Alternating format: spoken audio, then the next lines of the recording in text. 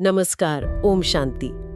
बहुत बहुत स्वागत और अभिनंदन आप सभी का 4 मई 1983 की अव्यक्त मुरली की इस गहरी चर्चा में।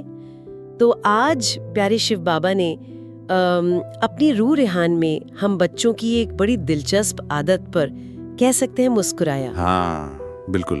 बाबा देख रहे थे कि कैसे बच्चे सारे विश्व को सेकंड में मुक्ति जीवन मुक्ति का वर्षा पाने की वो चुनौती तो देते हैं, हाँ, चैलेंज करते हैं, लेकिन कई बार खुद अपनी आंतरिक स्थिति को एक रस रखने में, स्थिर रखने में थोड़ा संघर्ष करते दिखते हैं। सही बात है। ये एक विरोधाभास जैसा लगता है ना। हाँ बिल्कुल, खासकर तब जब हमें ब्राह्मण जन्म के साथ ही इतनी अनमोल भेंट मिली है, दिव्य बुद्धि। दिव्य बुद्धि, हाँ। बाबा कहते हैं ये वो स्पष्ट परमात्मा से जुड़ी हुई समझ है जिससे ज्ञान मतलब अलिफ और बे, एक बाप और वर्षा। और योग भी। हाँ, योग, मैं बाप का बाप मेरा, फिर धारणा और सेवा। बाबा कहते हैं ये सब तो सेकंड का खेल हो जाना चाहिए। एक सेकंड का। तो फिर सवाल ये उठता है कि सेकंड के मालिक होते हुए भी आत्माएं कभी कभी कमजोर क्यों महसूस करती हैं, अधीन सी क्यों, अपनी अधिकार की सीट पर हमेशा सेट क्यों नहीं रह पाती। यहीं पे देखिए बाबा सीट के गहरे अर्थ पे रोशनी डालते हैं। ये सीट सिर्फ मतलब कोई फिजिकल आसन नहीं है। अच्छा। ये है हमारी स्वमान की, हमारे आत्मिक अधिकार की श्रेष्ठ स्थिति, वो पोजीशन। हाँ। बाबा समझाते हैं कि जब आत्मा इस सीट पर स्थित रहती है तो सर्व शक्तियां, सारे अधिकार वो जैसे अपने आप मिलते हैं। अच्छा, स्वतः ही। हाँ, स्वतः। लेकिन जैसे ये सीट छोड़ी मतलब नीचे उतरी तो समझ लो अधिकार खो दिया। ओह। और फिर क्या अनुभव होता है? कमजोरी और उदासी। बाबा का इशारा कितना साफ है। कमजोर आत्मा उदास बन जाती है, फिर वो खुशी, वो शक्ति चेहरे पे नहीं दिखती, भले ज्ञान सुन रहे हो या सेवा कर रहे हो। हाँ, और मुझे ये बात बहुत बहुत महत्वपूर्ण लगी कि बाबा कमजोरी और ये जो कंफ्यूजन है, हाँ, कंफ्यूजन, उसका कारण भी कितना साफ बताते हैं कि जब एक परमात्मा की श्रेष्ठ मत, श्रीमत, उसके सीधे रास्ते के बजाय हम अनेक मतों को देखने लगते हैं। दूसरों की मत या मन की मत, हाँ, बाहरी या फिर अपने मन की व्यर्थ संकल्प उठने लगते हैं।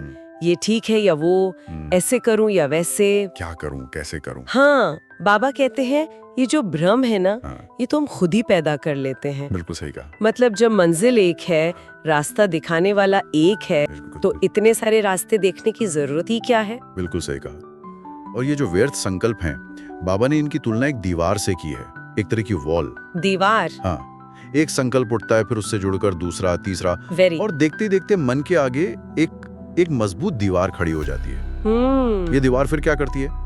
ज्ञान सूर्य बाप की जो शक्तियां हैं, उनकी किरणें, बाबा की मदद उसको आत्मा तक पहुंचने से रोक देती है, ब्लॉक कर देती है। फिर आत्मा शिकायत करती है कि अरे मदद नहीं मिल रही, शक्ति नहीं मिल रही, खुशी नहीं है, याद नहीं ठहर रही।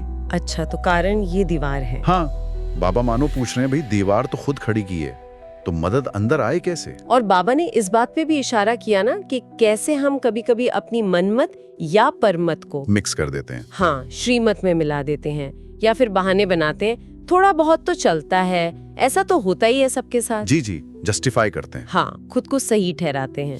बाबा कहते हैं ये छोटी छोटी बातें ही हमें अपनी मंजिल से दूर कर देती हटका देती हैं। परेशानियां या समस्याएं असल में तभी आती हैं जब हम या तो मर्यादाओं की जो लकीर बाबा ने खींची है उससे बाहर जाते हैं। हाँ, उससे बाहर कदम रखते हैं, या अपनी स्थिति में कमजोर बन जाते हैं। बाबा जैसे प्यार से पूछ रहे हैं, कब तक ये बच्चों वाले खेल खेलते रहोगे? अंदर के खेलों में उलझे हो, बाहर की दुनिया देखो, वो दर्द से पुकार रही है। हाँ। विश्व शांति दूतों का, दिव्य आत्माओं का कितनी बेसब्री से इंतजार कर रहा है। लोग मंदिरों में, मस्जिदों में अपने अपने तरीके से पुकार रहे हैं कि आओ मदद करो। हाँ, कि आओ हम पर कृपा करो, हमें शांति दो।